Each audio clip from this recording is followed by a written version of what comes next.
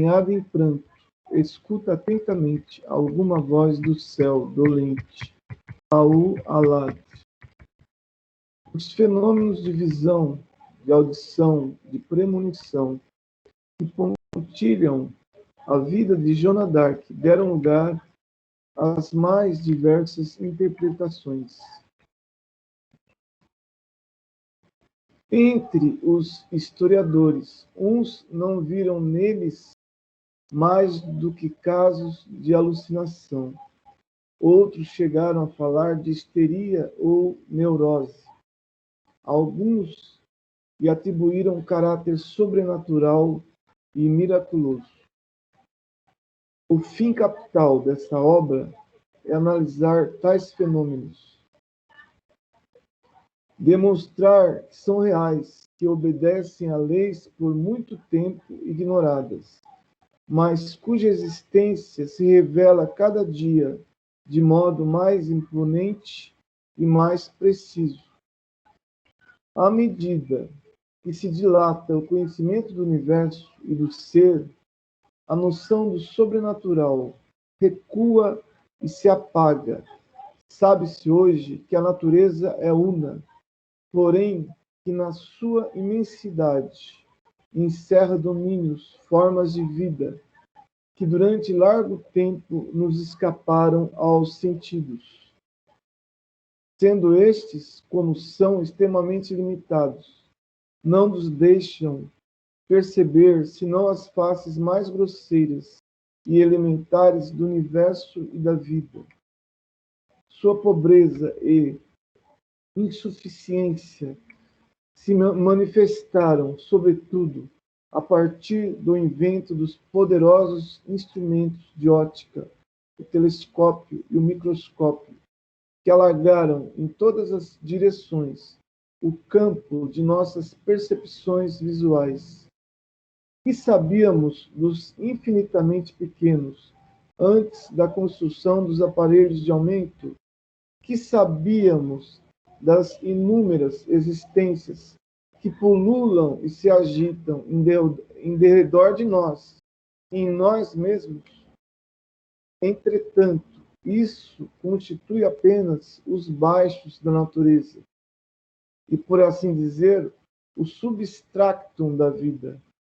Para o alto se sucedem e escalonam planos sobre os quais se graduam existências cada vez mais sutis, etéreas, inteligentes, com um caráter ainda humano, depois, em certas alturas, angélicas, pertencentes sempre, pelo exterior, senão pela essência, aos estados imponderáveis da matéria, estados que, sob muitos aspectos, a ciência hoje reconhece, como, por exemplo, na radioatividade dos corpos, nos raios de Röntgen, em todo o conjunto das experiências realizadas sobre a matéria radiante,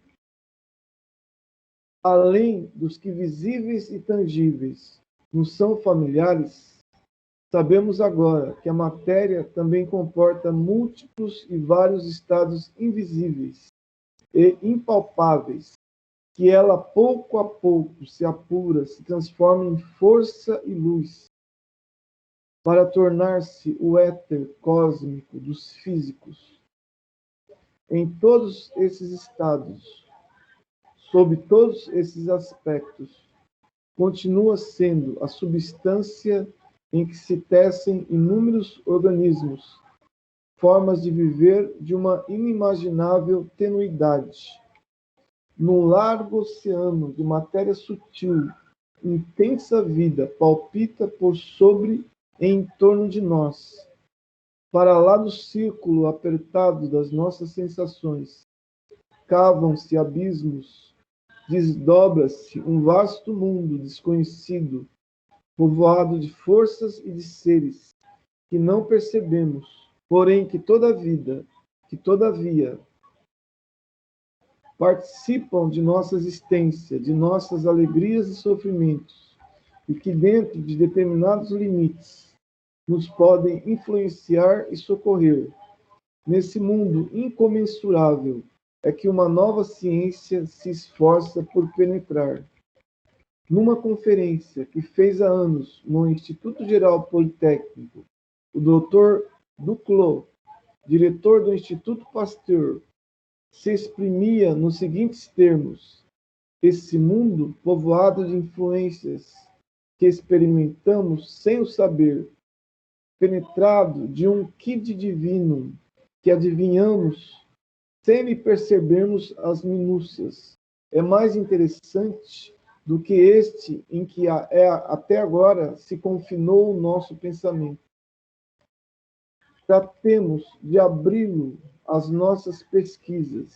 Há nele por fazerem-se infindáveis descobertas que aproveitarão a humanidade. Ó maravilha! Nós mesmos pertencemos, por uma parte de nosso ser, a mais importante, a esse mundo invisível, que dia a dia se desvenda aos observadores atentos. Existe em todo ser humano uma forma fluídica, um corpo imperceptível, indestrutível, imagem fiel do corpo físico, do qual este último é apenas o revestimento transitório, o estojo grosseiro, dispondo de sentidos próprios, mais poderosos do que os do invólucro material, que não passam de enfraquecido prolongamento dos primeiros. No corpo fluídico está a verdadeira sede das nossas faculdades, da nossa consciência, do que os crentes de todas as eras chamaram alma.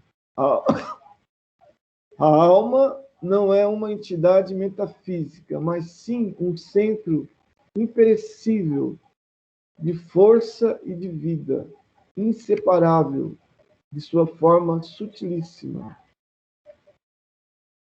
Preexistia ao nosso nascimento, e a morte não tem efeito sobre ela. Vem a encontrar-se além túmulo, na plenitude das suas aquisições intelectuais e morais. Tem por destino continuar, através do tempo e do espaço, a evolver para estados sempre melhores, sempre mais iluminados pela luz da justiça, da verdade, da beleza eterna. O ser indefinidamente perfectível colhe aumentado, quando no estado psíquico, o fruto dos trabalhos, dos sacrifícios e das provações de todas as suas existências. Os que viveram entre nós e continuam sua evolução no espaço não se desinteressam dos nossos sofrimentos e das nossas lágrimas. Dos páramos superiores da vida universal manam de contínuo sobre a terra correntes de força e de inspiração. Vêm daí as centelhas inesperadas do gênio, os fortes sopros que passam sobre as multidões nos momentos decisivos. Daí também o amparo e o conforto para os que vergam ao peso do fardo da existência. Misterioso laço une o visível ao invisível. Relações de diversas ordens se podem estabelecer com além, mediante o auxílio de certas pessoas especialmente dotadas, nas quais os sentidos profundos que jazem adormecidos em todo ser humano são capazes de despertar e entrar em ação desde a vida terrena. A esses auxiliares é que damos o nome de médium. No tempo de Joana d'Arc, essas coisas não eram compreensíveis. As noções sobre o universo e sobre a verdadeira natureza do ser permaneciam ainda confusas, em muitos pontos incompletas ou errôneas. Entretanto, marchando há séculos de conquista em conquista, malgrado as suas hesitações e incertezas, o espírito humano já hoje começa a levantar o voo. O pensamento do homem se eleva, acabamos de vê-lo, acima do mundo físico, e mergulha nas vastas regiões do mundo psíquico, onde principia a entrever o segredo das coisas, as chaves de todos os mistérios, a solução dos grandes problemas da vida, da morte e do destino. Não esquecemos ainda os motejos de que esses estudos foram, a princípio, objeto, nem as críticas acerbas que ferem os que corajosamente perseveram em semelhantes pesquisas, em manter relações com o invisível, mas não chasquearam também, até no seio das sociedades sábias, de muitas descobertas que mais tarde se impuseram como outras tantas refulgentes verdades, o mesmo se dará com a existência dos espíritos. Um após outro, os homens de ciência são obrigados a admiti-la e, frequentemente, por efeito de experiências destinadas a demonstrar o seu nenhum fundamento, Sir William Crookes, o célebre químico inglês, que pelos seus compatriotas é igualado a Newton, pertence a esse número. Citemos também Russell Wallace e Oliver Lodge, Lombroso, na Itália, os doutores Paul Gibier e Dariex, na França. Na Rússia, o conselheiro de Estado Aksakov, na Alemanha, o barão Duprel e o astrônomo Zunner. Todo homem sério, que se conserva a igual distância de uma credulidade cega e de uma não menos cega incredulidade, é forçado a reconhecer que as manifestações de que aqui se trata ocorreram em todos os tempos. Encontrá-las-eis em todas as páginas da história, nos livros sagrados de todos os povos, assim entre os videntes da Índia, do Egito, da Grécia e de Roma, como entre os médios de nossos dias, os profetas da Judéia, os apóstolos cristãos, as druidízias da Gália, os inspirados das Cevenas, na época dos Camisardos, tiram suas revelações da mesma fonte que a nossa boa Lorena. A mediunidade sempre existiu, pois que o homem sempre foi espírito, e como espírito manteve em todas as épocas uma brecha aberta sobre o mundo inacessível aos nossos sentidos ordinários, constantes, permanentes.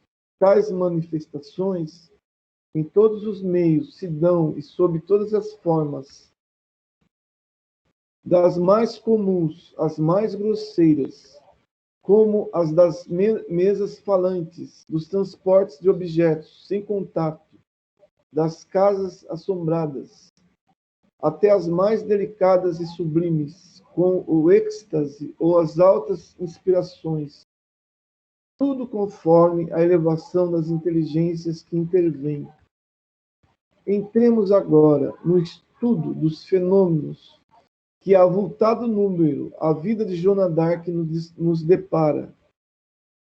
Convém, primeiramente, notar, graças às suas faculdades psíquicas extraordinárias, é que ela pôde conquistar rápido ascendente sobre o exército e o povo. Consideravam-na um ser dotado de poderes sobrenaturais. O exército não passava de um agregado de aventureiros, de vagabundos movidos pela gana da pilhagem. Todos os vícios reinavam naquelas tropas sem disciplina e prontas sempre a debandar, no meio de soldados assim, sem continência, sem vergonha, é que cumpria a uma jovem de 18 anos viver.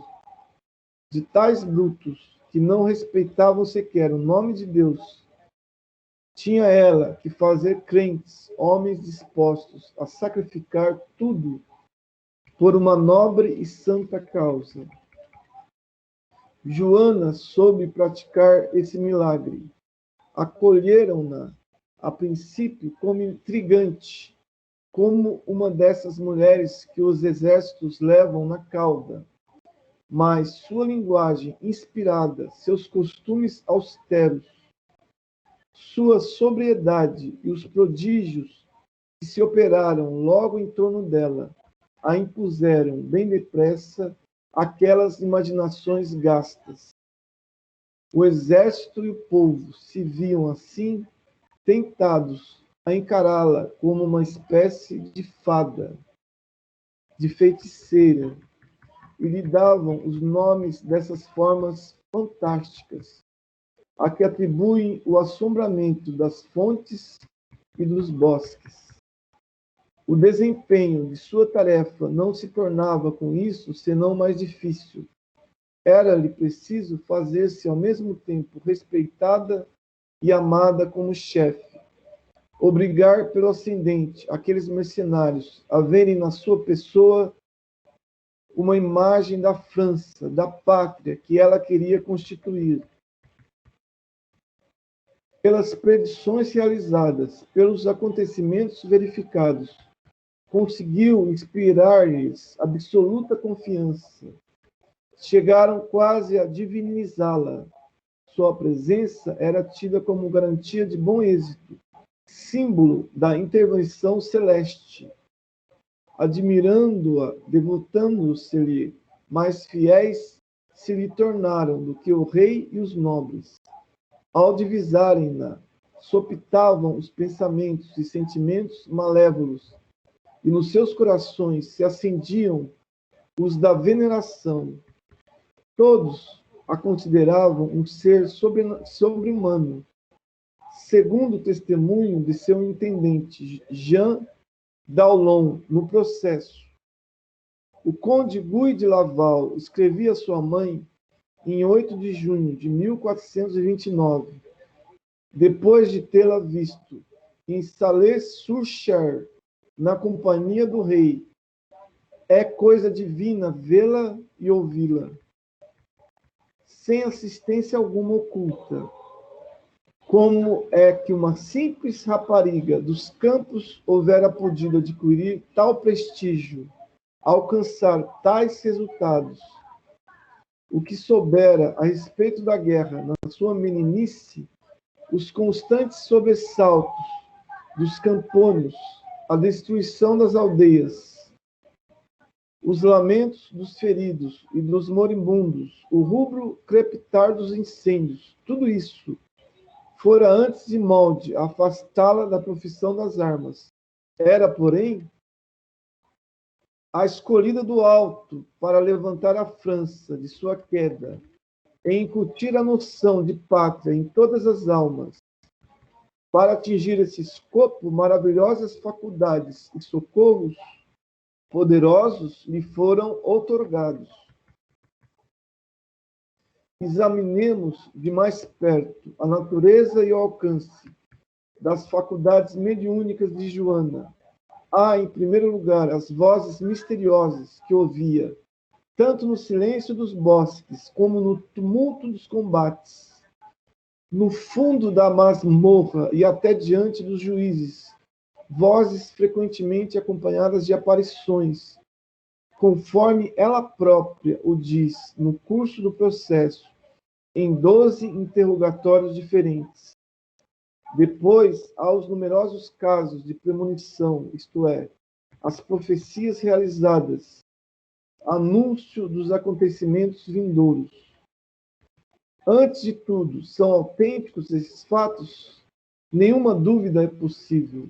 Os textos, os depoimentos aí estão copiosos. As cartas, as crônicas abundam. Existe, sobretudo, o processo de Rouen, cujas peças, redigidas pelos inimigos da acusada, dão a seu favor testemunhos ainda mais fortes do que os do processo de reabilitação. Nesse último, os mesmos fatos são atestados sob juramento pelos conhecedores de sua vida, depondo perante os inquisidores ou em presença do tribunal.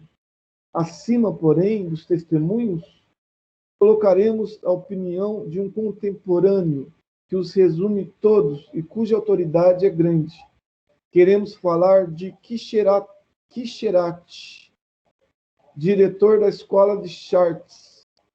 Não era um místico, um iluminado, mas homem grave e frio, eminente crítico de história, que se entregou a uma pesquisa aprofundada, toda de erudição, a um exame escrupuloso da vida de Joana d'Arc. Eis aqui a sua apreciação. Aproveite ou não a ciência, impossível é deixar de admitir-lhe as visões.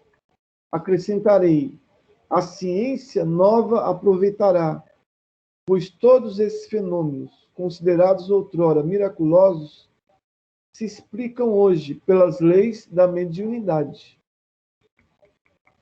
Joana era ignorante, por únicos livros tivera a natureza e o firmamento estrelado.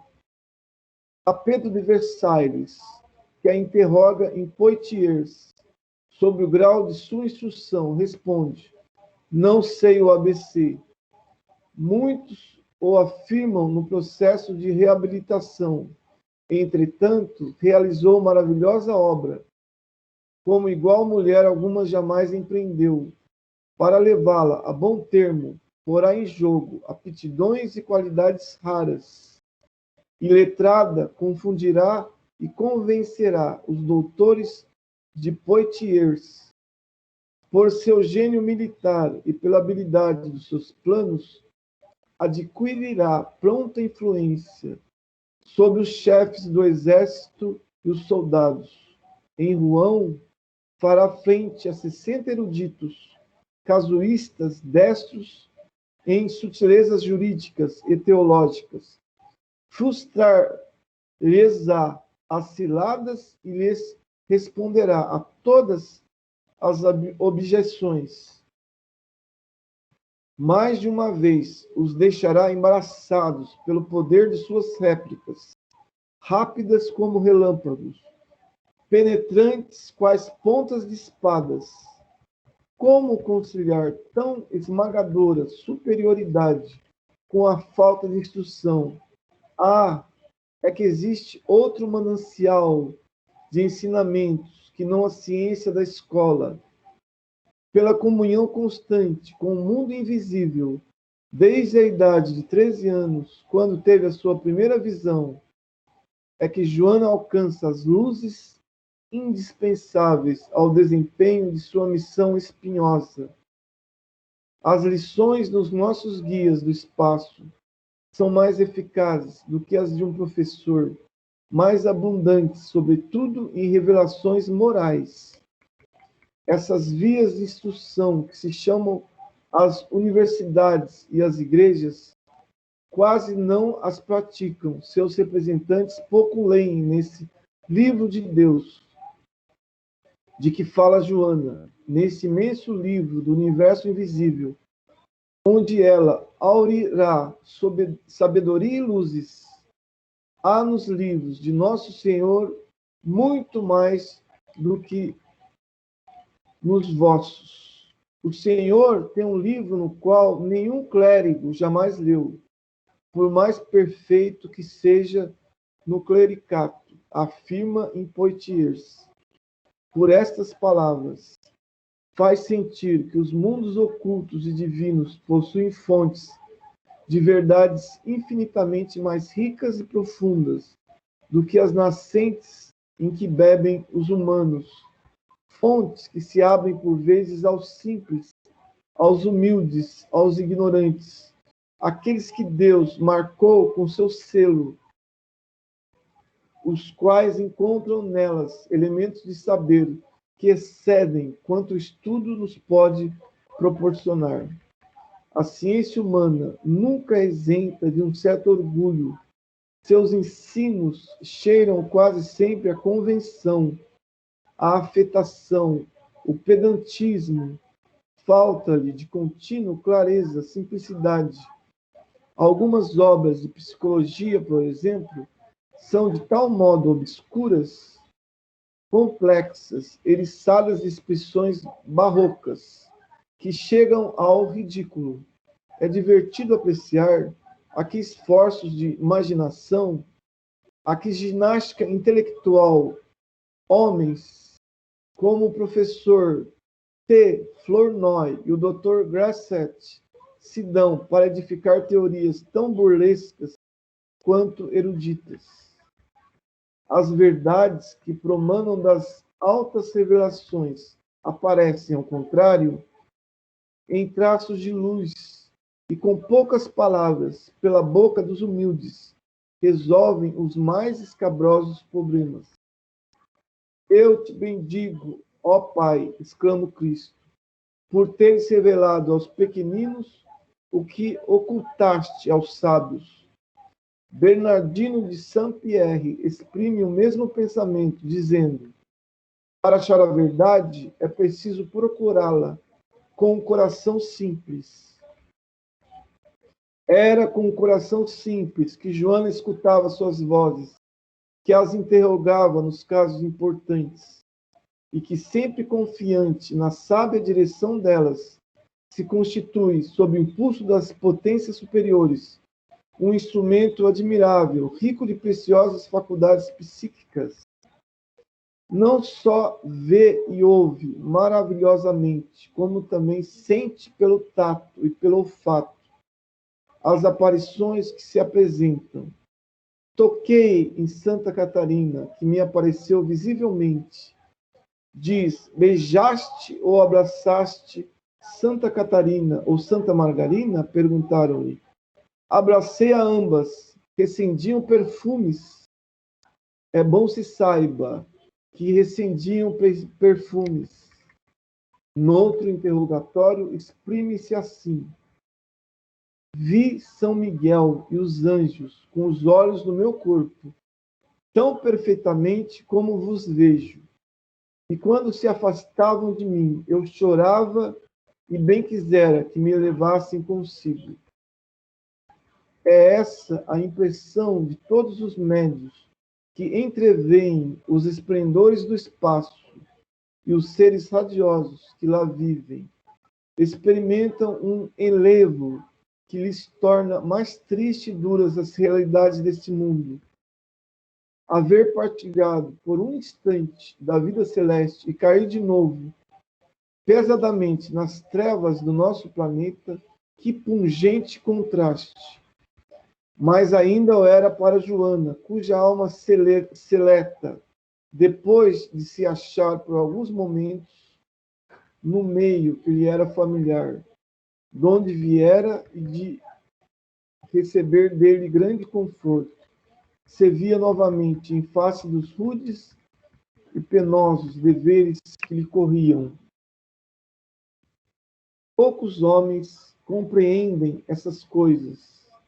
As vulgaridades da terra lhes encobrem as belezas do mundo invisível que os cerca e no qual penetram como cegos na luz. Há, porém, almas delicadas, seres dotados de sutilíssimos sentidos para os quais o espesso véu da matéria se rasga por segundos e, através desses rasgos, elas lobrigam o recanto do mundo divino, do mundo das verdadeiras alegrias, das felicidades reais, onde nos encontraremos todos depois da morte, tanto mais livres e venturosos, quanto melhor tivermos vivido pelo pensamento e pelo coração, quanto mais houvermos amado e sofrido. Todavia, não era unicamente sobre esses fatos extraordinários, sobre suas visões e vozes, que Joana acentuava a confiança que punha em seus amigos do espaço. A razão lhe demonstrava também quão pura e elevada era a fonte de suas inspirações, porquanto aquelas vozes a guiavam sempre para a prática de ações úteis, no sentido do devotamento e do sacrifício. ao passo que certos visionários se extraviam por entre devaneios estéreis. Em Joana, os fenômenos psíquicos concorrem todos para a realização de uma grande obra. Daí sua fé inabalável, creio tão firmemente, responde a Juízes, nos ditos e feitos de São Miguel que me apareceu, como creio que nosso Senhor Jesus Cristo sofreu morte e paixão por nós. E o que me move a crê-lo são os bons conselhos, o conforto e os ensinamentos que me deu. Tudo ponderado com seguro critério é principalmente o lado moral das manifestações que constitui a seus olhos uma prova de autenticidade delas, pelos avisos eficazes, pelo amparo que lhe concediam, pelas sãs instruções que lhe prodigalizavam, reconhece que seus guias são enviados do alto, no decurso do processo, como no de sua ação militar, as vozes lhe aconselham o que deve dizer e fazer, recorre a elas em todos os casos difíceis. Pedi conselho a voz acerca do que devia responder, dizendo-lhe que, por sua vez, pedisse conselho a Nosso Senhor. E a voz me disse: responde ousadamente, Deus te ajudará. Os juízes a interrogam sobre esse ponto. Como explicas que as santas te respondam? Quando faço apelo a Santa Catarina, diz Joana, ela e Santa Margarida, apelam para Deus e depois, por ordem de Deus, me dão a resposta. Assim, para os que sabem interrogar o invisível, por meio da concentração e da prece, o pensamento divino desce, degrau a degrau, das maiores alturas do espaço, até as profundezas da humanidade, mas nem todos o discernem como Joana. Quando suas vozes emudecem, ela se recusa a responder sobre qualquer questão importante. Por enquanto, nada obtereis de mim. Ainda não tenho a permissão de Deus. Creio que não vos digo tudo o que sei, porém, muito mais temo cair em falta dizendo qualquer coisa que desagrade as minhas vozes, do que receio vos responder.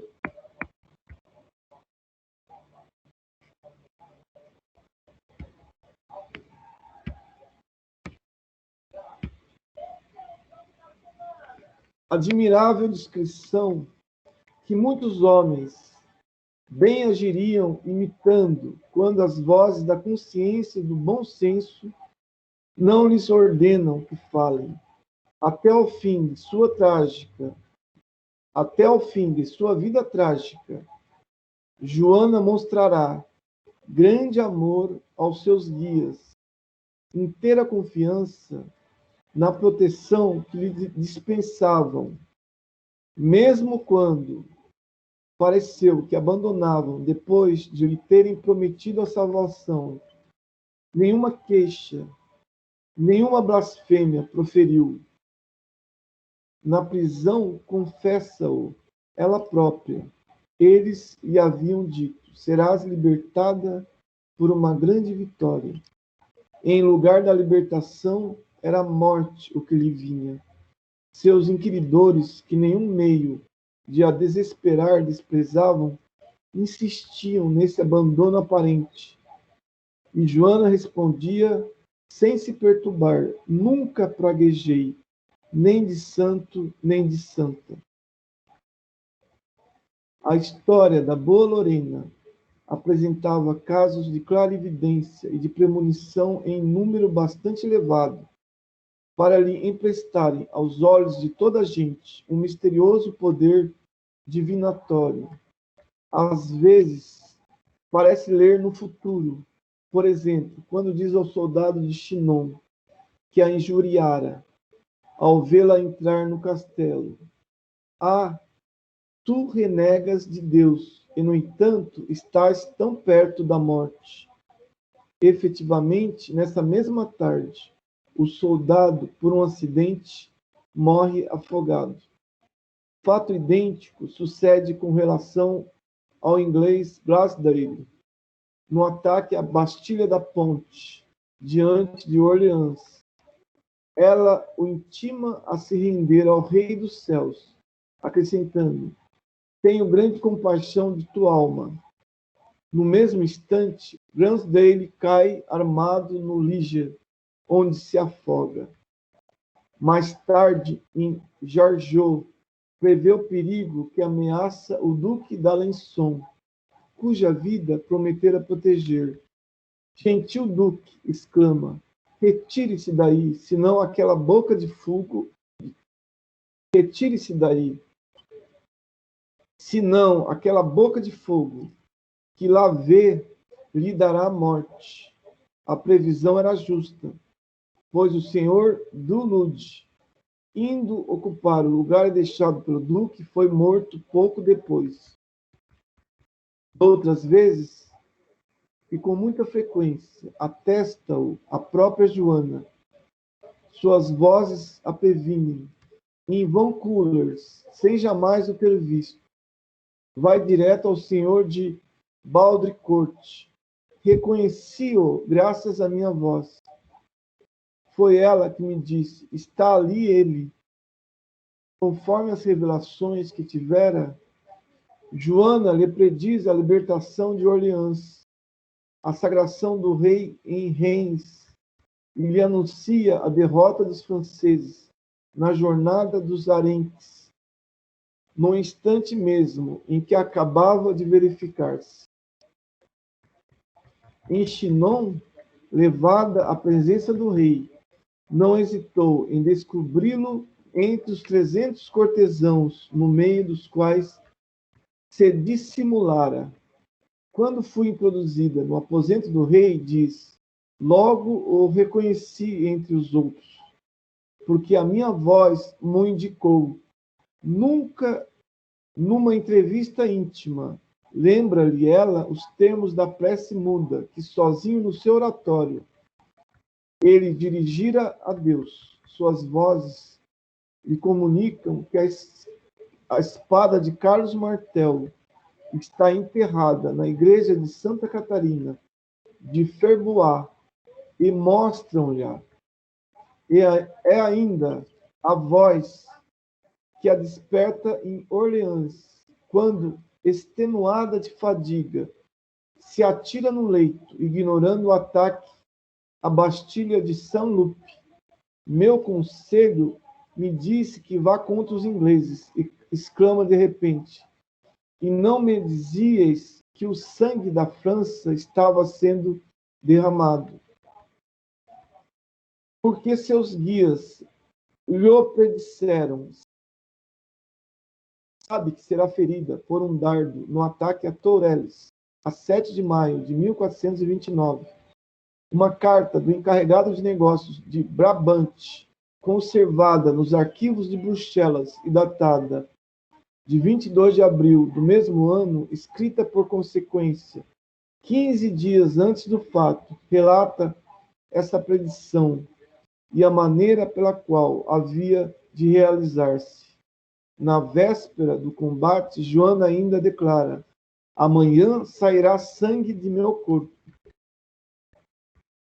Nessa mesma jornada, prediz contra toda a verossimilhança que o exército vitorioso reentraria em Orleans pela ponte, que se achava então destruída. E foi o que se deu.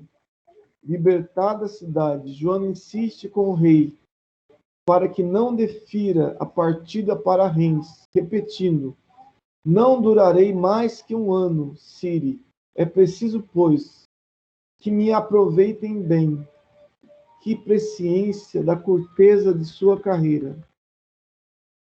Por suas vozes foi avisada de que Troyes, em breve, se renderia, assim como mais tarde o foi também do seu próprio cativeiro.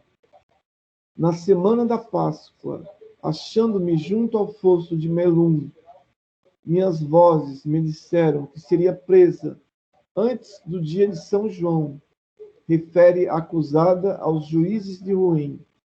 E como eu lhes pedisse, quando fosse presa, morresse logo, sem o prolongado tormento da prisão. Elas me disseram: recebe tudo com resignação. É preciso que assim se faça. Mas não me disseram a hora. A propósito, se temos de passagem esta bela resposta aos seus inquiridores. Se eu soubera a hora, não me teria ido entregar voluntariamente. Entretanto, teria feito segundo me ordenassem minhas vozes, quaisquer que fossem para mim as consequências. Conta-se também uma cena tocante, passada na igreja de Compiègne. Diz ela, chorando aos que a cercavam: bons amigos e queridos filhos, sabei que me venderam e traíram. Dentro em breve, dar-me-ão a morte, orai por mim. Na prisão, seus guias lhe predizem a libertação de Compiègne, o que lhe causa grande alegria. Teve também a revelação do seu fim trágico, sob uma forma que ela não compreendeu, mas cujo sentido seus juízes aprenderam. O que minhas vozes mais me dizem é que serei salva. Acrescentam: recebe tudo com resignação. Não te aflijas por causa do teu martírio. Virás, enfim, para o reino do paraíso. De contínuo, suas vozes advertem dos conciliábulos secretos dos capitães, ciosos da sua glória, e que dela se ocultam para deliberarem sobre os feitos da guerra. Mas, de súbito, Joana aparece, e, conhecendo-lhes de antemão as resoluções, as frustra. Estivestes no vosso conselho, e eu estive no meu. O conselho de Deus se cumprirá, o vosso perecerá. Não é igualmente às inspirações de seus guias que Joana deve a posse das eminentes qualidades que formam os grandes generais, o conhecimento da estratégia, da balística, a habilidade no emprego da artilharia, coisa inteiramente nova naquela época. Como teria podido saber que os franceses gostam mais de avançar do que de combater por trás das trincheiras? E como explicar, de maneira diversa, que uma simples camponesa se tenha tornado, de um dia para o outro, e aos 18 anos, incomparável comandante de exército, consumado tático? Sua mediunidade, vê-se, revestia formas variadas. Essas faculdades disseminadas, fragmentadas, na maior parte dos indivíduos do nosso tempo, nelas se acham reunidas, grupadas em possante unidade. Além disso, seu grande valor moral as reforçava. A heroína era a intérprete, o agente desse mundo invisível, sutil, etéreo, que se estende por além do nosso e cujas harmonias e vozes alguns seres humanos percebem. Os fenômenos que enchem a vida de Joana se encadeiam e concorrem para o mesmo fim. É nítida e precisa a missão que recebeu das altas entidades, e cuja natureza e caráter mais longe procuraremos determinar. Foi anunciada previamente e se cumpriu segundo as linhas principais. Toda a sua história o atesta. Aos juízes de Rouen dizia: vim da parte de Deus, nada tenho que fazer aqui. Mandai-me de novo a Deus, de quem vim. E quando na fogueira as chamas a envolvem e lhes mordem as carnes, ainda exclama: sim, Minhas vozes eram de Deus. Minhas vozes não me enganaram. Poderia Joana mentir? Por ela respondem a sinceridade, a retidão que manifestou em todas as circunstâncias. Uma alma tão leal que preferiu todos os sacrifícios a renegar da França e de seu rei. Uma alma assim não podia degradar-se até a mentira. Há nas suas palavras tal acento de verdade, de convicção, que ninguém mesmo entre os detratores mais ardentes ousou acusá-la de impostura. Anatole France, que certo não a poupa, escreve: o que, sobretudo, ressalta dos textos é que ela foi uma santa com todos os atributos da santidade no século XV. Teve visões, e estas visões não foram nem fingidas, nem forçadas. E mais adiante, não pode ser suspeitada de mentira. Sua lealdade era absoluta. Para apoiar o que dizia, não se servia, como tanta gente, de termos excessivos, de expressões descomedidas. Nunca jurará, diz uma testemunha no processo de reabilitação. E para afirmar, contentava-se com acrescentar, sem dúvida. Estas palavras se encontram também nos interrogatórios do processo de Rouen, revestiam uma significação particular na sua boca, pronunciadas no tom de franqueza e com aquela fisionomia aberta que lhe eram peculiares. Outro ponto de vista, ter-se-ia ela enganado, seu bom senso, sua lucidez de espírito, seu critério firme, os relâmpagos de gênio que lhe iluminam. Aqui e ali, a vida não permite que em tal se creia. Joana não era uma alucinada. Certos críticos, entretanto, o acreditaram. A maior parte dos fisiologistas, por exemplo, Pierre Janet, Ribot, o Dr. Crasset, aos quais convém juntar alguns alienistas, como o Dr. Lelouch, Calmel, etc., não veem na mediunidade senão uma das formas da histeria ou da neurose. Para eles, os videntes são enfermos, e a própria Joana d'Arc não lhes escapa as apreciações sob esse critério. Ainda recentemente, o professor Morcelli, no seu estudo Psicologia e Espiritismo, não considerou os médios como espíritos fracos ou desequilibrados? É sempre fácil qualificar de quimeras, de alucinações ou de loucuras os fatos que nos desagradam ou que não podemos explicar. Nisto, muitos céticos se consideram pessoas bastante criteriosas, quando não passam de vítimas dos seus preconceitos. Joana não era neurótica, nem histérica. Robusta, gozava de saúde perfeita, era de costumes castos, e ainda que de uma beleza plena de atrativos, sua presença impunha respeito, veneração, mesmo aos soldados que lhe partilham da vida.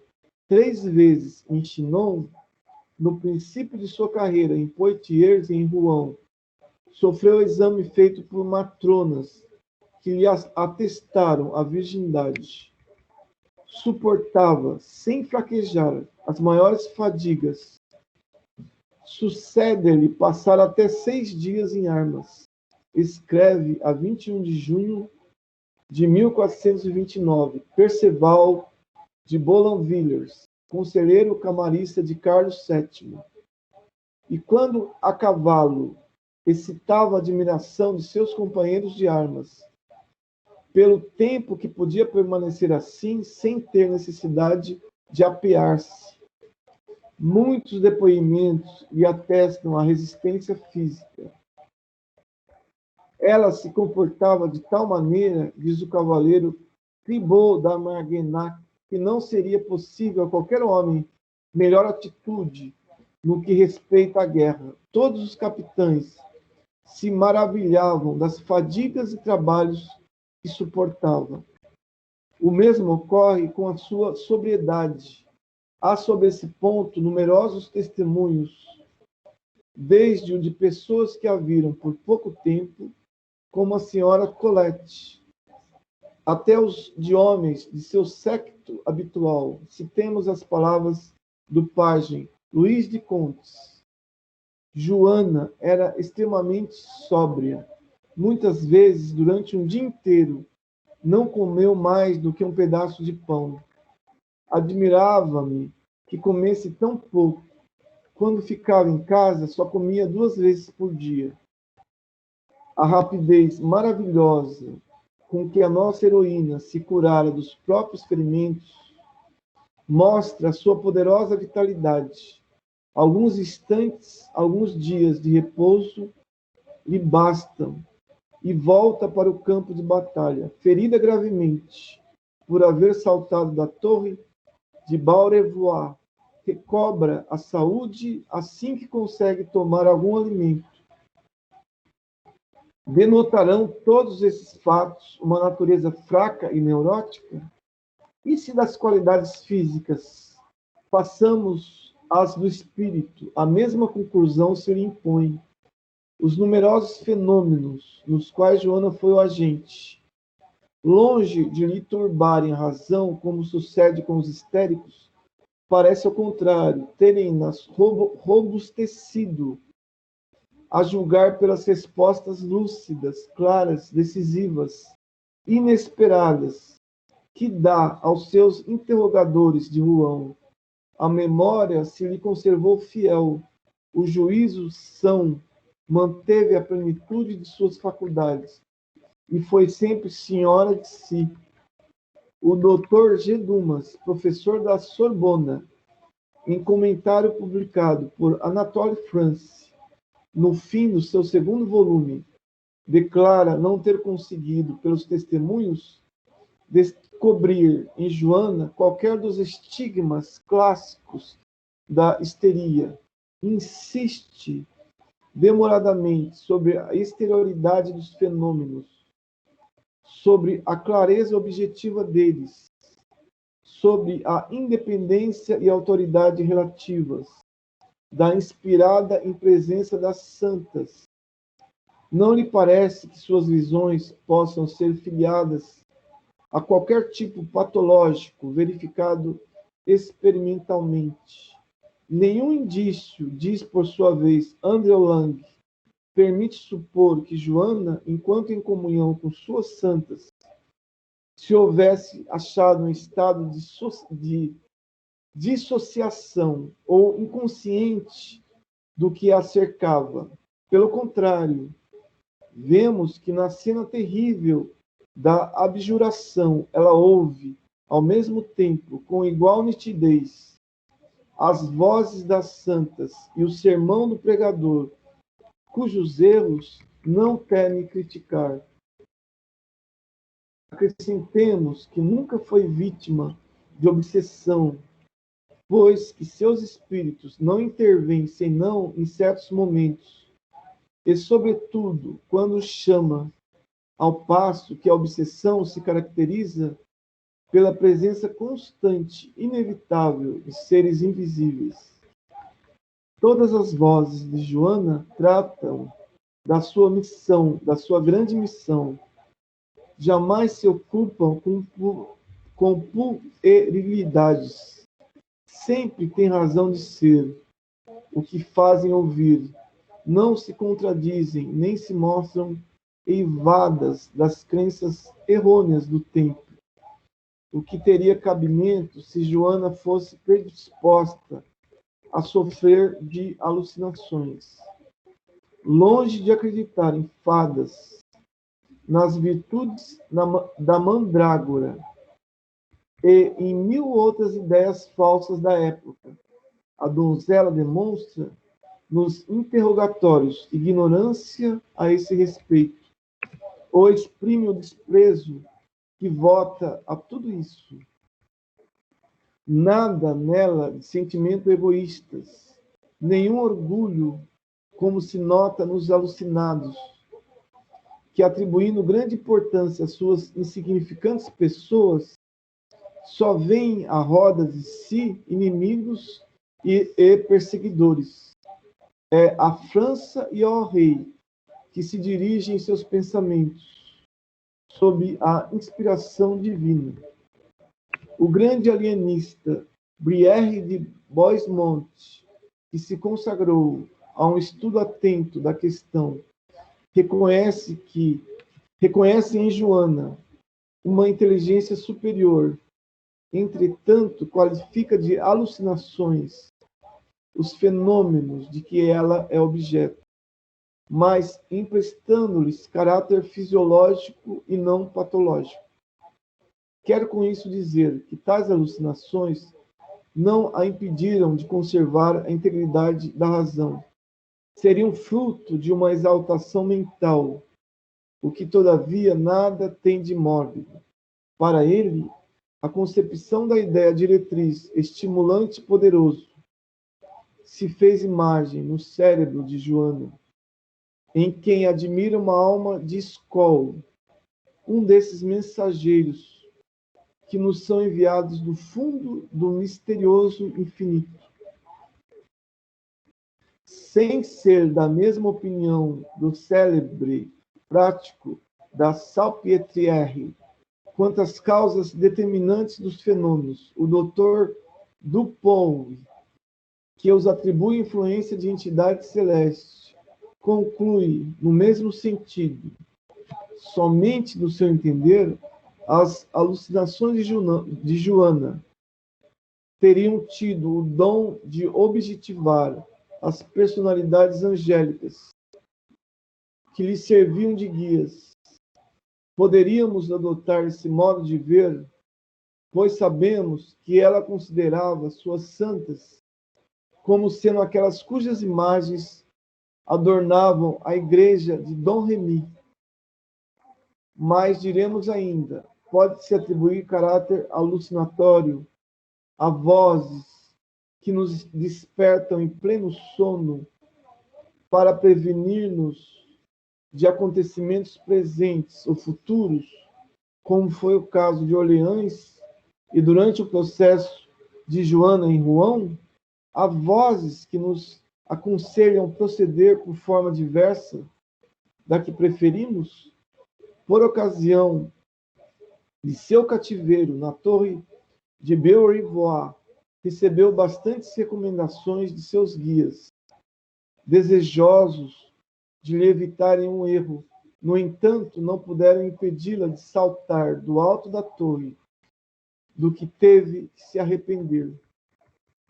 Dizer com Lavice, a France e outros que a voz ouvida por Joana era da sua consciência, afigura-se-nos igualmente em contradição com os fatos.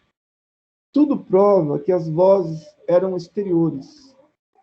O fenômeno nada tinha de subjetivo, pois que ela é despertada, como vimos, aos chamados de seus guias e muitas vezes não apanha mais do que as últimas palavras do que dizem. Não as escuta bem, senão nas horas de silêncio, conforme o reconhece o próprio Anatole France. A agitação das prisões e as disputas entre os guardas obstam a que compreenda claramente o que seus guias lhe comunicam. É, pois, de toda evidência que as palavras vêm de fora. O ruído não embaraça a voz interior, que se percebe no segredo da alma, até nos momentos de tumulto. Concluamos, pois, de nossa parte, reconhecendo mais uma vez em Joana um grande médium, em que se pese ao Dr. Morselli e a tantos outros, a mediunidade não se manifesta exclusivamente nos indivíduos de espírito fraco ou de almas inclinadas à loucura.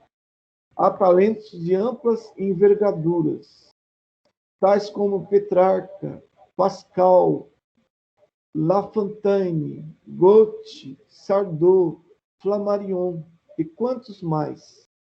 Pensadores profundos como Sócrates, homens penetrados do Espírito Divino, santos ou profetas, que tiveram suas horas de mediunidade, nas quais essa faculdade, latente em todos, se revelou, sendo que, em alguns, repetidas vezes, nem a altura da inteligência, nem a elevação da alma servem de empecilho a essa espécie de manifestações. Se há muitas produções mediúnicas cuja forma ou substância deixam a desejar, é que são raras as altas inteligências e os grandes caracteres, qualidades que achavam reunidas em Joana d'Arc, razão pela qual suas faculdades psíquicas atingiram tão elevado grau de pujança. Da Virgem de Orleans se pode dizer que realizava o ideal da mediunidade. Agora, uma outra questão se apresenta e da mais alta importância. Quais eram as personalidades invisíveis que a inspiravam e dirigiam?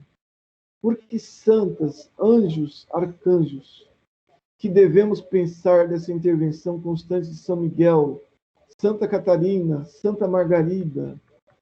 Para resolver o problema, seria necessário, primeiramente, analisar a psicologia dos videntes e dos sensitivos e compreender a necessidade em que eles se veem de emprestar às manifestações do além as formas, os nomes, as aparências que a educação recebida, as influências experimentadas, as crenças do meio e da época em que vivem lhes sugeriram. Joana d'Arc não escapava a essa lei. Servia-se para traduzir suas percepções psíquicas dos termos, das expressões, das imagens que lhe eram familiares. É o que fazem os médiuns de todos os tempos. Conforme os meios, os habitantes do mundo oculto receberão os nomes de deuses, de gênios, de anjos ou demônios, de espíritos, etc. As próprias inteligências invisíveis, que intervêm ostensivamente na obra humana, se sentem obrigadas a entrar na mentalidade daqueles a quem se manifestam, de adotar as formas e os nomes de entes ilustres, conhecidos deles, a fim de os impressionar, de lhes inspirar confiança, de melhor prepará-los para o papel a que estão destinados. Em geral, no além não se liga tanta importância, como entre nós, aos nomes e às personalidades. Lá se empreendem obras grandiosas, e as potências prepostas à sua realização recorrem aos expedientes reclamados pelo estado de espírito. Poder-se-ia dizer de inferioridade e de ignorância das sociedades e dos tempos em que desejam intervir. Objetar-me-ão, talvez, que a Virgem de Dom Remy, essas potências sobre-humanas, teriam podido revelar sua verdadeira natureza, iniciando-a num conhecimento mais alto, mais largo do mundo invisível e de suas leis.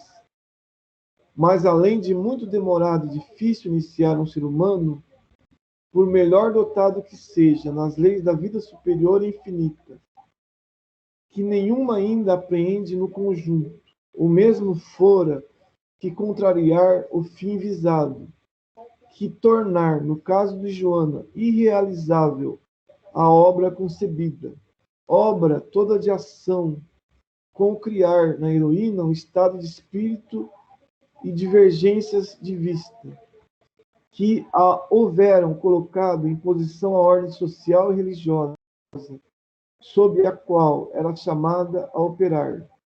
Examinando-se com atenção o que diz Joana com respeito às suas vozes, um fato significativo ressalta logo é que o espírito a quem ela dá o nome de São Miguel nunca declarou chamar-se assim. As duas outras entidades teriam sido designadas pelo próprio São Miguel sob os nomes de Santa Catarina e Santa Margarida. Lembremos que as estátuas destas santas ornavam a igreja de Dom Remy, onde Joana ia orar diariamente, nas suas longas meditações e nos seus êxtases, tinha quase sempre diante de si as imagens de pedra daquelas duas virgens mártires. Ora, a existência dessas duas personagens é mais do que duvidosa. O que sabemos de ambas consiste em lendas muito contestadas. Cerca do ano 1600, um censor da universidade, Edmundo Richter, que acreditava nos anjos, mas não em Santa Catarina, nem em Santa Margarida,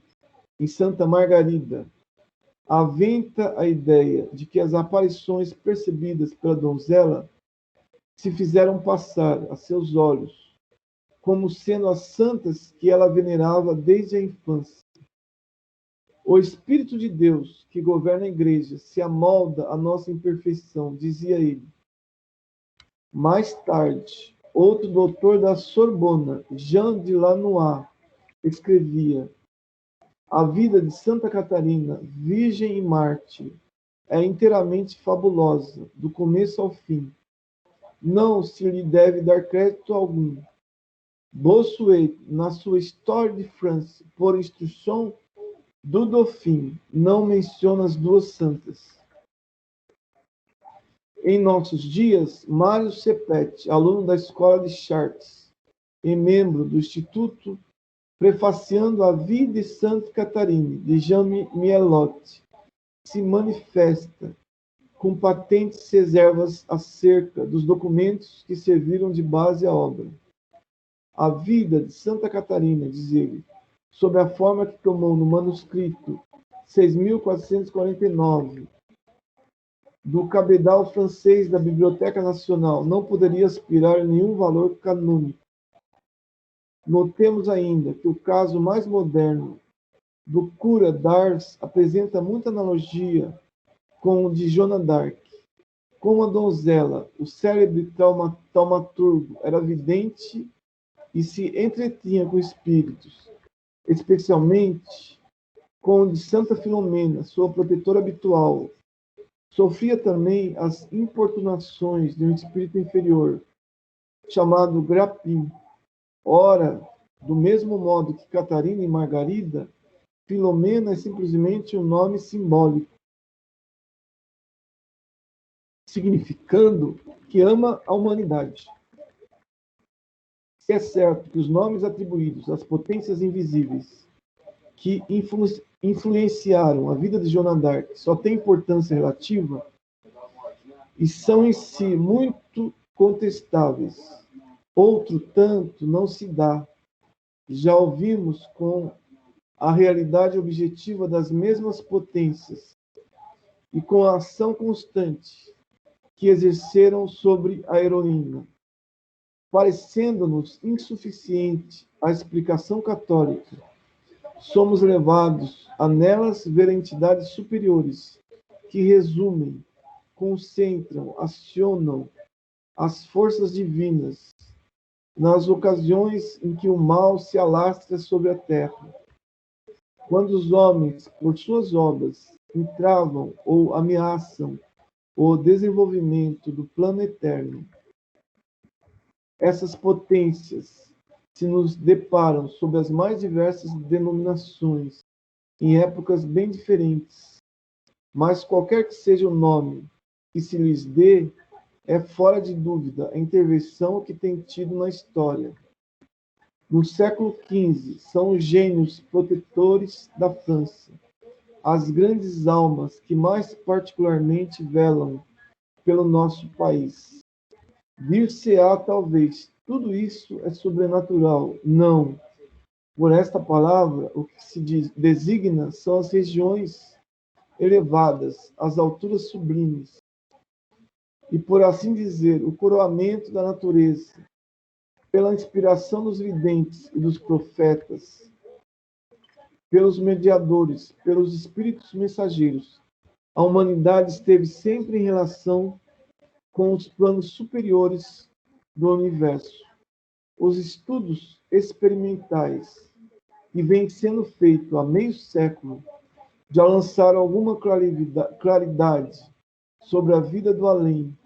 Assim é que sabemos ser o mundo dos espíritos, povoado de seres em número incalculável, ocupando todos os degraus da escala da evolução. A morte não nos transforma, sob o ponto de vista moral. No espaço achar-nos-emos de novo com todas as qualidades que houvermos adquirido, mas também com todos os nossos erros e defeitos. Daí resulta que na atmosfera terrestre formigam almas inferiores, sôfregas, por se manifestarem aos humanos, o que às vezes torna perigosas as comunicações e exige, da parte dos experimentadores, um preparo laborioso e muito discernimento.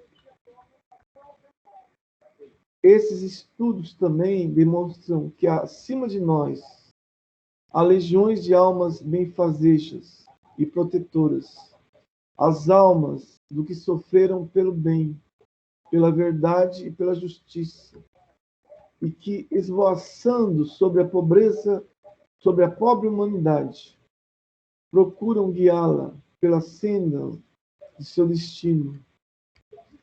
Mais para além dos acanhados horizontes da Terra, uma completa hierarquia de seres invisíveis se distende na luz. É a lendária escada de Jacó, a escada das inteligências e das consciências superiores, cujos degraus chegam até aos espíritos radiosos, até às poderosas entidades depositárias das forças divinas.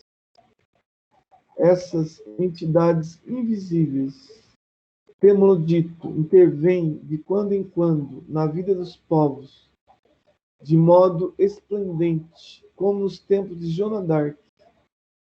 As mais das vezes, porém, a ação que exerce permanece obscura, primeiro para a salvaguarda da liberdade humana e, sobretudo, porque se é indubitável que elas desejam ser conhecidas, não menos certo é quererem que o homem se esforce e se faça apto a conhecê-las.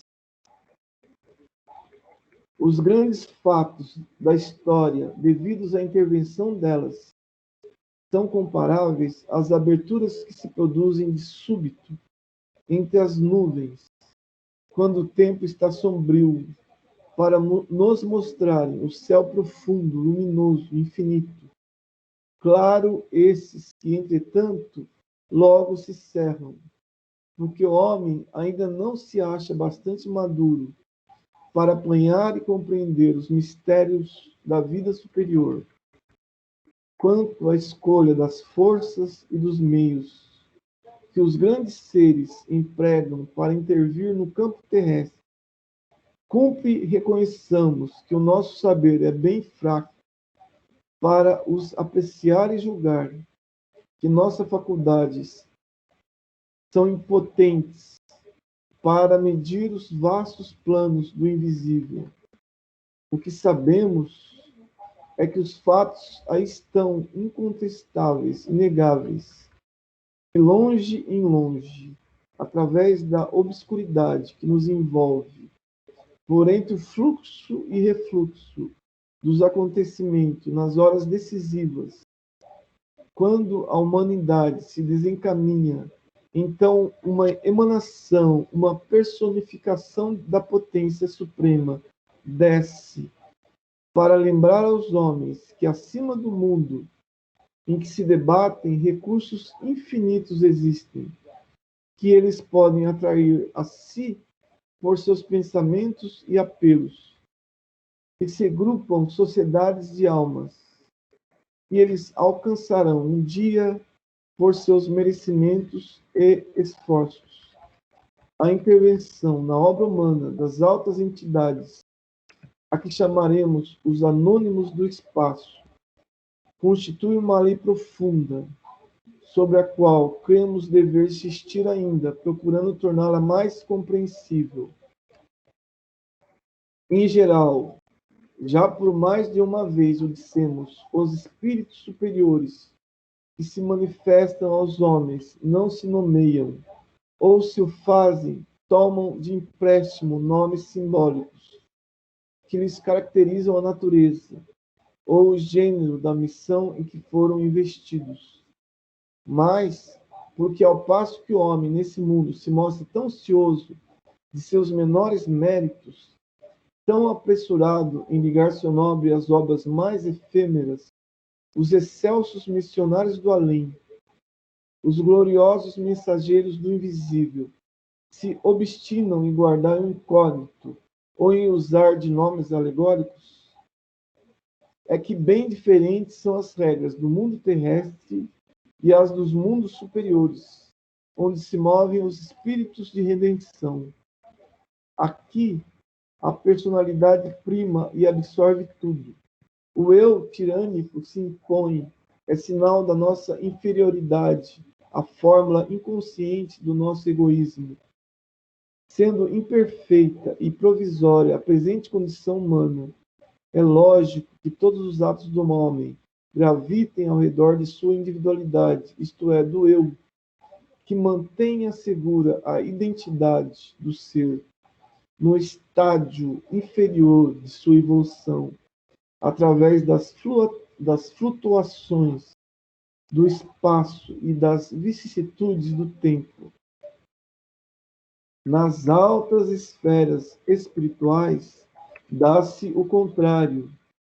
A evolução se opera sob formas mais etéreas, formas que em certa altura se combinam, associam e realizam o que se poderia chamar a compenetração dos seres. Quanto mais o espírito sobe e progride na hierarquia finita, mais se desbastam os ângulos de sua personalidade, mais o seu eu se dilata e expande na vida universal, sob a lei da harmonia e do amor. Sem dúvida, a identidade do ser permanece. Porém, sua ação se confunde cada vez mais com a atividade geral, isto é, com Deus, que em realidade é o ato puro. Consistem o progresso infinito e a vida eterna em nos aproximarmos continuamente do ser absoluto, sem jamais o alcançarmos, em confundirmos cada vez mais plenamente a obra que nos é própria com a obra eterna. Chegado a tão elevado cume, o espírito não mais é designado por meio de tal ou tal nome.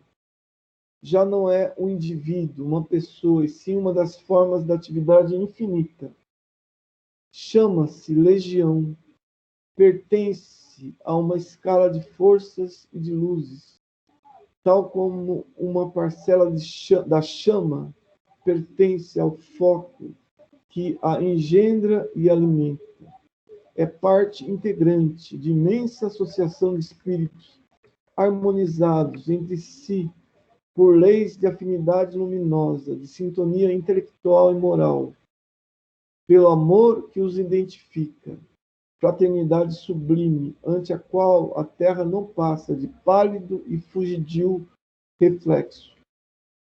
Por vezes, desses grupos harmoniosos, dessas pleiades rutilantes, um raio vivo se destaca uma forma radiosa, se separa e vem, qual projeção de luz celeste, explorar, iluminar os recônditos de nosso escuro mundo, ajudar a ascensão das almas, fortalecer uma criatura em hora de grande sacrifício, amparar a fronte de um Cristo na agonia, salvar um povo, resgatar uma nação prestes a perecer, tais as missões incomparáveis que esses mensageiros do além descem a cumprir. A lei da solidariedade exige que os entes superiores atraiam a si os espíritos jovens ou retardados. Assim, uma imensa cadeia magnética se desenrola pelo incomensurável universo e ata as almas e os mundos. E como a sublimidade da grandeza moral consiste em fazer o bem por amor do bem, sem propósito egoísta, os espíritos benfeitores obram sob o duplo véu do silêncio e do incógnito, a fim de que a glória e o mérito de seus atos se reportem só a Deus e nele se reintegrem. Dessa maneira, se explicam as visões de Joana, suas vozes, as aparições do arcanjo e das santas, que nunca existiram como personalidades individuais, batizadas com aqueles nomes, mas que, entretanto, são realidades vivas, seres luminosos, destacados dos centros divinos, e que fizeram dela a libertadora de seu país. Miguel, Micael, a força de Deus, Margarida, Margarita, a pérola preciosa, Catarina, Catarina, a Virgem pura, todos nomes simbólicos que caracterizam uma beleza moral, uma força superior e refletem uma cintilação de Deus. Joana d'Arc era, pois, um intermediário de dois mundos, um médium poderoso. Por isso foi martirizada, queimada. Tal, em regra, a sorte dos enviados do alto. Expõe-se às perseguições dos homens, porque estes não querem ou não podem compreendê-los. Os exemplos que dão e as verdades que espalham são óbice aos interesses terrenos, uma condenação das paixões ou dos erros humanos. O mesmo ocorre em nossos dias, conquanto menos bárbara do que a Idade Média, que os lançavam em massa às fogueiras, nossa época ainda persegue os agentes do além. Eles se veem quase sempre repudiados, desprezados, escarnecidos. Falo dos médios sinceros e não dos simuladores, que são numerosos e se insinuam por toda parte. Esses que tais prostituem uma das coisas mais respeitáveis que há no mundo, mas por isso mesmo assumem pesadas responsabilidades para o futuro. E como tudo se paga cedo ou tarde, todos os nossos atos, bons ou maus, recaem sobre nós, com as suas consequências. É a lei do destino. As manifestações do mundo invisível são constantes, dizíamos, porém não são iguais. O embuste ou charlatanismo às vezes se misturam com a inspiração. Ao lado de Joana d'Arc encontrareis Catarina de La Rochelle e Guilherme, o pastor, impostores ambos. Há também médios reais que se enganam a si mesmos e obram, em dadas ocasiões, sob o império de autossugestão. A fonte nem sempre é pura. A visão é algumas vezes confusa. Há, todavia, fenômenos tão brilhantes que não permitem a dúvida, quais os fatos mediúnicos que ilustram a vida de Joana d'Arc. A mediunidade, como todas as coisas, apresenta uma diversidade infinita, uma gradação, uma espécie de hierarquia. Quase todos os grandes predestinados, os profetas, os fundadores de religião, os mensageiros da verdade, todos os que proclamaram os princípios superiores de que se tem nutrido o pensamento humano foram médiuns, pois que suas vidas estiveram em contínuas relações com os altos círculos espirituais. Demonstrei algures, apoiando-me em testemunhos abundantes e precisos, que o gênio, sob diversos pontos de vista, em muitos casos, pode ser considerado um dos aspectos da mediunidade. Os homens geniais, na maior parte, são inspirados, na mais elevada acepção dessa palavra. Suas obras são como luzeiros que Deus acende na noite dos séculos, para clarear a marcha da humanidade. Depois da publicação do livro que acima citei, colhi novos documentos em apoio dessa tese. Mais adiante mencionarei alguns. Toda a filosofia da história se resume em duas palavras: a comunhão do visível e do invisível, que se exprime pela auto-inspiração. Os homens de gênio, os grandes poetas, os sábios, os artistas, os inventores célebres, todos são, no mundo, executores do plano divino, desse plano majestoso de evolução, que carrega a alma para os pináculos da vida universal. De algumas vezes, as nobres inteligências que presidem a essa evolução se humanizam para poderem exercer a ação mais eficaz e mais direta. Tendes então Zoroastro, o Buda e, acima de todos, o Cristo.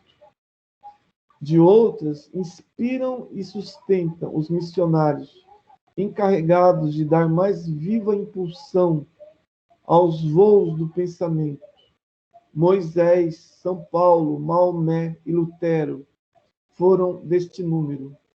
Mas, em todos os casos, a liberdade humana é respeitada. Daí os múltiplos entraves com que os grandes espíritos topam no caminho. O fato mais saliente entre os sucessos que assinalam a vida desses mensageiros do alto é a ideia religiosa sobre a qual se apoiam, ideia que basta para lhes exaltar a coragem e para congregar em torno deles, humildes quase todos, e não dispondo de nenhuma força material, imensas multidões prontas a disseminar os ensinamentos cuja grandeza sentiram. Todos hão falado de suas comunicações com o invisível. Todos tiveram visões, ouviram vozes e se reconheceram simples instrumentos da providência para o desempenho de uma missão. Sós, entregues a si mesmos, nenhum êxito teríamos conseguido. A influência do alto era necessária, indispensável ao triunfo completo da ideia que defendiam e contra a qual se encarniçavam tantos inimigos. Também a filosofia conta gloriosos inspirados. Sócrates, como Joana d'Arc, percebia vozes, ou antes, uma voz, a de um espírito familiar, a que ele chamava seu demônio, voz que se fazia ouvir em todas as circunstâncias. No Teages de Platão se lê que Timarco houvera evitado a morte, se escutasse a voz desse espírito. Não vás, aconselha-o Sócrates, ao levar-se ele do banquete com Filemão, seu cúmplice, e o único sabedor de suas intenções de matar Nícias. Não vais, a voz me diz que te retenha, se bem que advertido mais 2 vezes, Timarco partiu, porém saiu-se mal da empresa e foi condenado à morte. Na hora do suplício, reconheceu, embora demasiado tarde, que devera ter obedecido à voz. Ó Clitomaco, diz ele ao irmão, vou morrer por não haver dado ouvido ao que me aconselhava Sócrates. Um dia a voz recomenda ao filósofo que não vá mais longe pela estrada por onde passeava com alguns amigos. Estes se recusam a atendê-lo. Continuam a caminhar e encontram um rebanho que os derruba e pisa. Depois de reconhecer bastas vezes o acerto dos conselhos que se lhe eram ditados pela voz, inteira razão tinha Sócrates para acreditar nela e fazer sentir a seu amigo que, tendo-lhes comunicado as predições que recebia, jamais verificara a inexatidão de alguma. Recordemos ainda a sua declaração solene diante do tribunal dos efetos, quando para ele se agita a questão de vida ou de morte.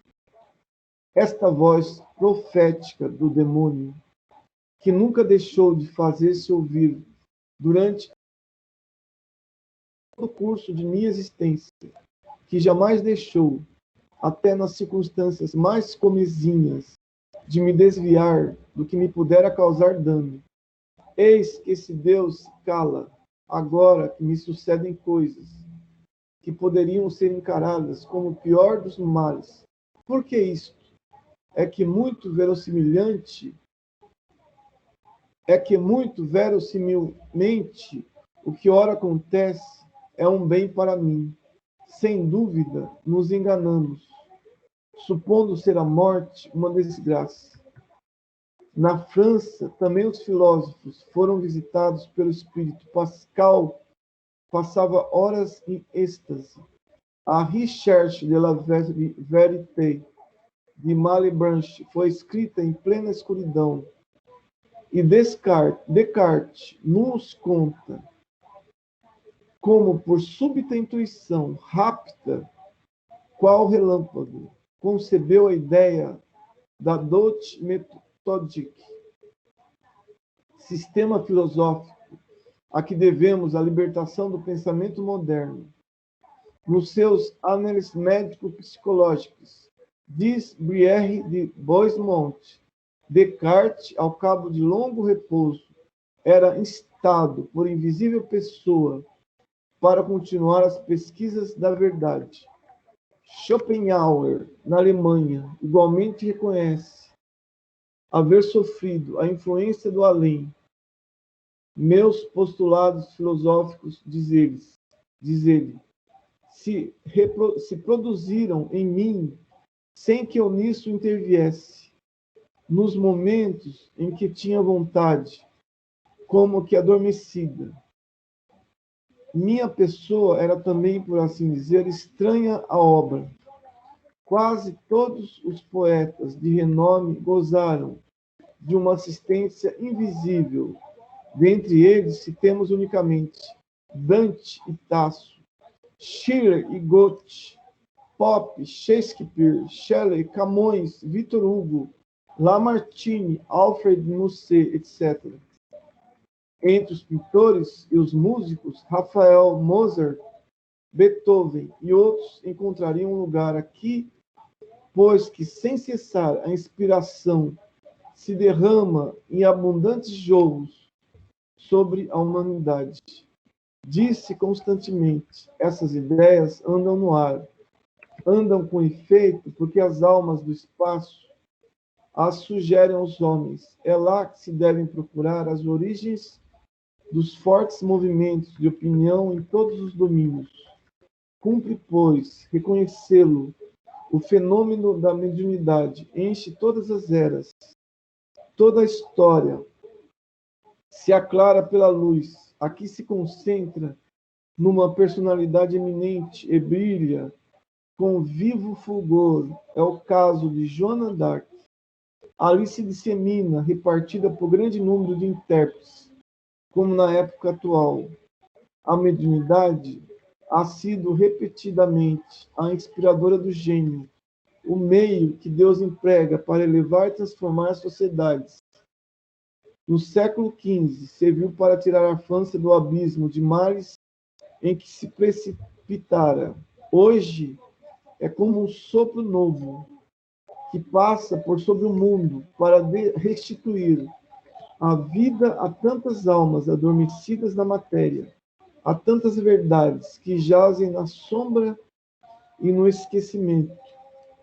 Os fenômenos de visão, de audição, as aparições de defuntos, as manifestações dos invisíveis, pela incorporação, a escrita, a tipologia, etc., vão sendo inúmeros, multiplicam-se cada dia em torno de nós.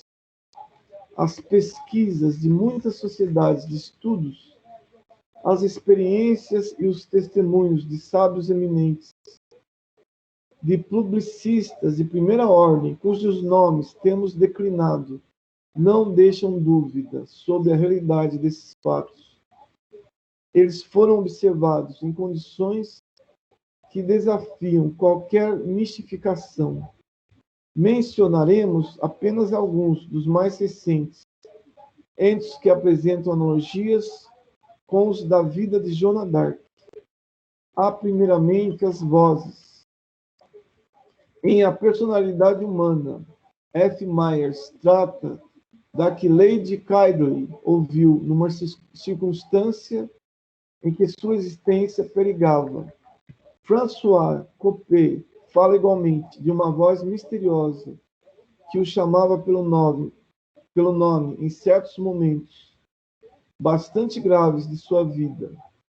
Quando deitado, suas preocupações não lhe permitiam adormecer. Afirma ele: seguramente não durmo nesse momento, e a prova é que, malgrado a forte emoção que então experimento, sempre respondi logo: quem é? Quem me fala? Porém, nunca a voz acrescentou coisa alguma ao seu simples chamado. No mês de maio de 1897, o Sr. Usher foi despertado alta madrugada, ouvindo seu nome pronunciado por uma pessoa invisível. Como a voz insistisse, ele teve a impressão de um perigo imediato na vizinhança. Acabou por se levantar e sair. Chegou precisamente a tempo de salvar a vida a uma jovem que tentara afogar-se. Na Revue Scientifique et Morale do Espiritismo, o Dr. Breton, médico da Marinha e presidente da Sociedade de Estudos Psíquicos de Nice, refere o seguinte fato: a senhorita Lola, jovem russa, habitando uma casa de campo, pertencente à sua família na Rússia, vê em sonho entrar-lhe a mãe no quarto e gritar: Lola, não tenha medo, a granja está incendiada. Na noite seguinte, a senhorita Lola é bruscamente acordada por sua mãe, que, penetrando-lhe em pessoa no quarto, grita: Lola, não tenha medo, a granja está incendiada. Exatamente as mesmas palavras que ouvira sonhando. A senhorita Lola se casa, torna-se esposa do senhor Dr., oficial russo. Morre-lhe o sogro. Algum tempo depois, a jovem senhora Dr. acompanha a sogra ao cemitério para, numa capela de família, orar sobre o túmulo do defunto. Ajoelhada e orando, ouve distintamente uma voz dizer-lhe: tu também ficarás viúva, mas não terás a consolação de orar sobre o túmulo de meu filho. Ouvindo isto, a moça desmaiou. Acode-lhe a sogra, e logo, voltando a si, ela refere a causa de sua emoção. Está a guerra russo-japonesa. O coronel Dr. recebe ordem de seguir. Parte e sucumbe na Manchúria. Seu corpo, numa ambulância, é transportado com outros para Mukden, a fim de ser enviado para a Rússia. Mas o destacamento que os conduzira teve que abandoná-los durante a retirada geral do exército russo. Não obstante as inúmeras investigações efetuadas, nunca se pôde saber o que fora feito daqueles corpos. A profecia do espírito, pai do coronel de R, se cumprira, a jovem viúva não poderá jamais orar sobre o túmulo do marido. Falemos agora das aparições, que não são raras na época presente, e cuja autenticidade, em alguns casos, se tem podido afirmar por meio da fotografia. A revista de 15 de janeiro de 1909 traz a narrativa de um fato desse gênero, feito por Stead, o grande publicista inglês, tão conhecido pela sua lealdade, como pelo seu desinteresse e ainda pela sua coragem. Exigisse-o a verdade, e vê-lo-íamos em qualquer ocasião enfrentar toda a Inglaterra.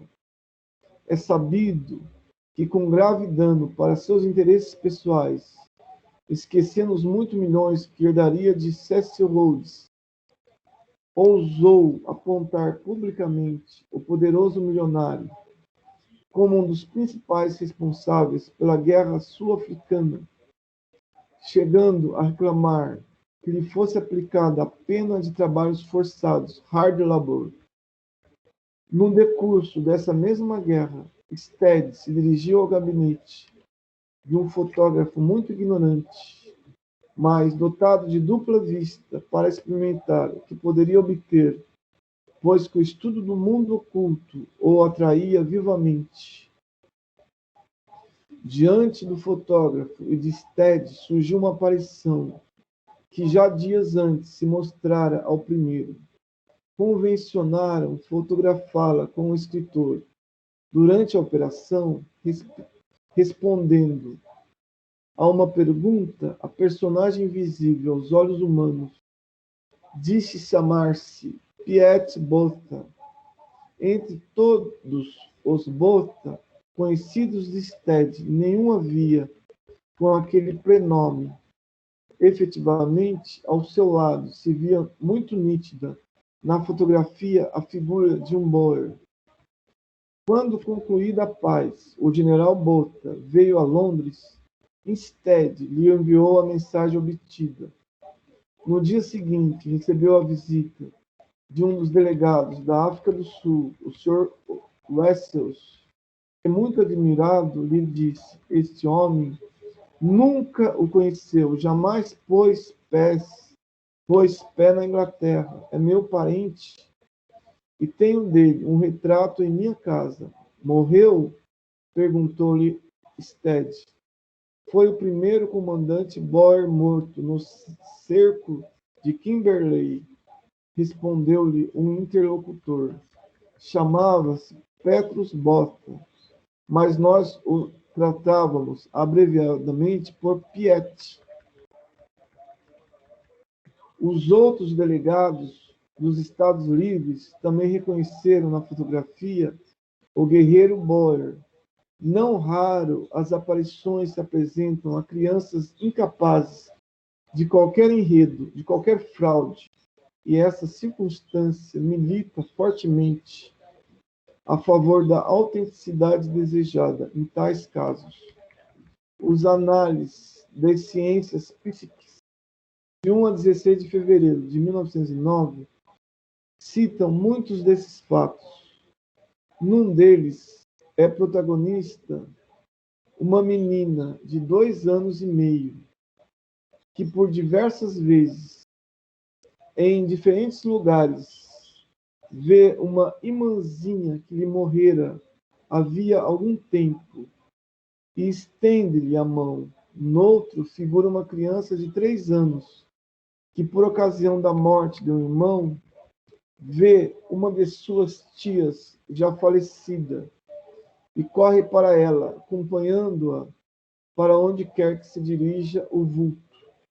Brière de Beaumont, nos Anéis Médico-Psicológicos, 1851, narra o seguinte: um rapaz de 18 anos, sem nenhuma tendência para a exaltação, para o romanesco ou para as superstições, fora habitar em Rasgate por causa da saúde. Indo passear a uma das aldeias próximas, entrou ao cair da tarde numa igreja e ficou transido de pavor ao dar com o espectro de sua mãe, que falecera meses antes, em consequência de uma enfermidade muito dolorosa, que infundiam compaixão a quantos lhe rodeavam o leito. A aparição se conservou imóvel durante um tempo considerável entre a parede e o rapaz, que afinal fugiu para casa, aonde chegou quase desfalecido. Acontecendo repetir-se o fenômeno por muitas noites consecutivas, no seu próprio aposento, ele se sentiu doente e cuidou sem demora de regressar a Paris, onde residia seu pai, ao qual resolveu nada dizer da visão, com receio de aumentar a dor que o acabrunhava desde que perdera a esposa adorada. Obrigado a dormir no quarto do pai, causou-lhe surpresa haver aí uma luz acesa durante toda a noite, o que não era dos hábitos nem do gosto de qualquer dos dois. Ao cabo de muitas horas de insônia, produzida pela claridade, o rapaz levantou-se para apagar a luz. Imediatamente, o pai despertou em grande agitação e lhe ordenou que tornasse a acendê-la, o que o moço fez, muito admirado da irritação do velho e do terror que lhe alterava a fisionomia. Inquirindo do motivo de tanto pavor, obteve apenas uma resposta vaga e a promessa de que a explicação do fato lhe seria revelada mais tarde. Passada uma semana, quando muito, depois dessa ocorrência, o rapaz, não podendo dormir pelo incômodo que lhe causava a luz, aventurou segunda vez apagá-la. Mal o fizera, eis que o pai salta do leito, agitado, a tremer convulso. Censura-lhe a desobediência e novamente acende a lâmpada. Confessou então que, estando no escuro, o fantasma da mulher lhe aparecia e se conservava imóvel, para só desaparecer quando o quarto se iluminava.